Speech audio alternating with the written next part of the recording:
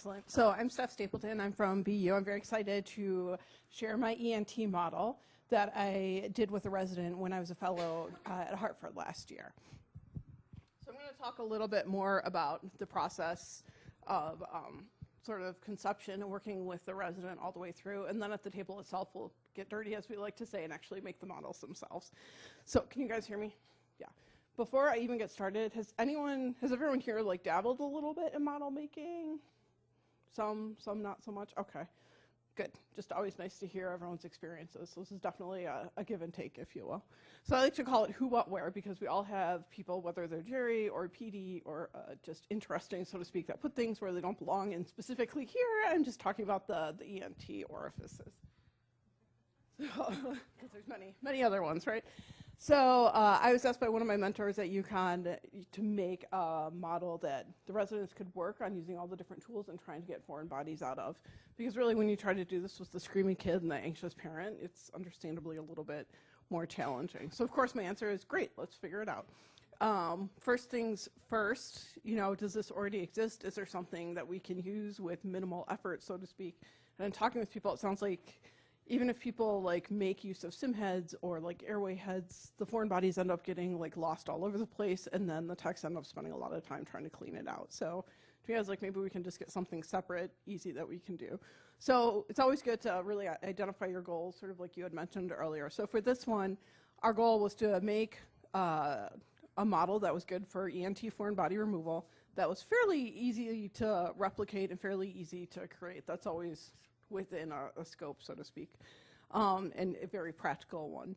So, and then we wanted to make sure that the residents could actually use this to practice the procedure, because there's a lot of awkward, like where do you put your hands, and what tools do you actually do, and which one works well and which ones don't. And then really to be able to guide one of the residents through the modeling process and the innovation process with the goal of getting an academic presentation or paper or something to put on the CV at the end. And my goals were a little bit different, as you can see from the resident goals, who he had an arts minor background and loved drawing and painting and sculpting, so he wanted to be able to use that background. He wanted to make something cool. That was literally one of his goals. And he wanted to get like a little bit of insight into what the innovation process was like. So process as a whole is really, if anyone has done any crafts, any art sort of thing, I would say craft more than anything. You kind of start out with that cognitive idea of like, okay, we have this great idea and we're going to make it so it's like this beautiful head and it looks just like a crying baby, and there's going to be like ears with a perfect size canal and nose with like perfect turbinates, and then we'll like figure out something to put it on so someone can hold it. So there's the grandiose scheme of things, and then there's sort of the practical baseline. What does this really need to be? This needs to be on a somewhat anatomically appropriate head, so they can figure out how to awkwardly put their hands on faces, use the equipment they need to use, with approximate canals that we can put foreign bodies in, that they can take it out. And it needs to be easily removable and cleanable and usable, and hopefully portable as well. Then there's sort of the hands-on element of going back and forth, and I had this grandiose idea, how am I really gonna do this? Is there an actual ear model that we can use? No, okay, there isn't, so I have to find one. Okay, how are we gonna do that? Well, you wanna do something creative? Awesome. He actually went to his friend's house and drew her ear and then sculpted it out of clay and did all these beautiful things that are well about my capacity, but that was what he really wanted to do, so that's what we want. There's other options, of course. Then you sort of go into the beta testing element of things where we think this is going to work. Okay, now that we've done this, now that we even know how it's supposed to work, test it out. Is it working? Test it out on some other people who haven't tried it yet. Have to kind of go back and forth a little bit with that sometimes, maybe adjust an angle. And then to actually go through, have the residents or the end users use it, get the data from it, and then of course go to publication, presentation, dissemination, whatever your end goal is. Some people, it might be actually selling something or licensing. So materials. If you're in an urban area, of course, space might be the hardest thing to find because you need a little bit of space that you can get dirty. So we use dragon skin silicone, but you can use a variety of materials. We need an ear model, a nose model. Those are going to be the most challenging bits. To get some plaster, a wire, and a fake skull, of course, from Amazon, and also a fake mask. So instead of going through the whole process beginning to end, we're going to do it back there. I just wanted to show a few pictures sort of indicating how back and forth this process really is. So at the end of the day, what we decided on was he made the beautiful ear and nose from clay. We made plaster and body double molds from that, and then used those to create the silicone cast, and then attach them to a fake skull with wire, put like a baby mask, a really creepy one actually, over this whole thing with just like a little outlet for the ear and a little outlet for the nose. And no, it's not the beautiful, perfect, like looking like a perfect screaming baby, but it works pretty well. But really the back and forth throughout this process. So on the very far right, the sort of little like shot glass looking thing is actually us testing out, you know, what dowel size is going to be accurate for an ear canal.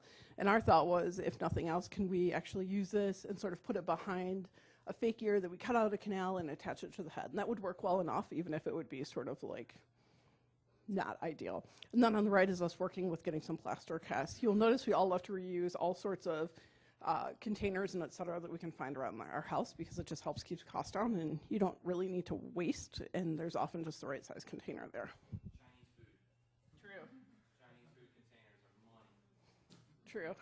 Or dairy containers, as I notice all of us have our lovely dairy. And so the back and forth process, there's one time we did all this in my then very creepy New England basement in Connecticut, but we were kind of going back and forth. So the resident took home the models and kind of did a couple pours to see how they went in, brought them in, of course, so more food container usage, as you can tell. These wound up almost working, but not quite. So we actually did a little bit more playing around. This is my poor wife who volunteered some of her hair because we didn't protect it accurately. I know. Thank God for long hair.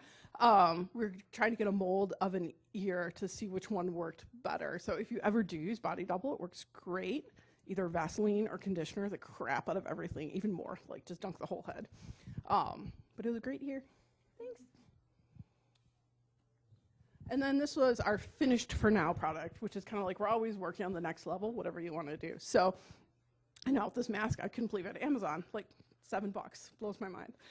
This is a crybaby mask. So again, this will all be like on the cookbook, so you guys can all refer to it. But as you can see, it's not perfect, right? Like ideally, there would be some like fluffing out of the head, so you didn't have wrinkling in the skull. You know, the colors would be perfectly the same. Right now, he only has one ear, because honestly, he only needs one ear or one orifice per thing. But you know, it'd be nice to have two. So this is a finished product. The ears and the nose are wired in, and then there's little cutouts around it. All right, so any significant, since we're sort of talking about doing this during different levels in your academic careers, you know, what are you going to use this for? It's cool to do it and practice it, but you know, are you going to gather data? Are you going to present it, et cetera? So this is the very, very classic pre-post Likert scale, which usually should be on a scale of 1 to 7 rather than 1 to 5. But this one is really just comparing pre-procedure comfort and confidence with using different interesting, I dropped a few. With using different tools and identifying presence of foreign bodies, things like that.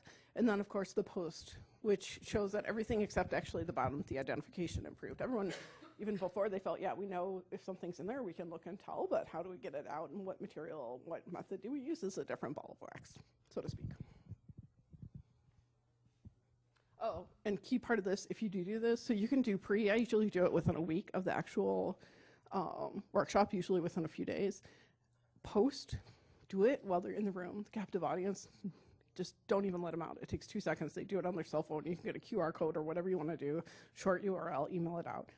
2 minutes will save you like an hour later of trying to track down people. And then you have less explaining to do, and then your stats are much easier because you can do like paired T, et cetera.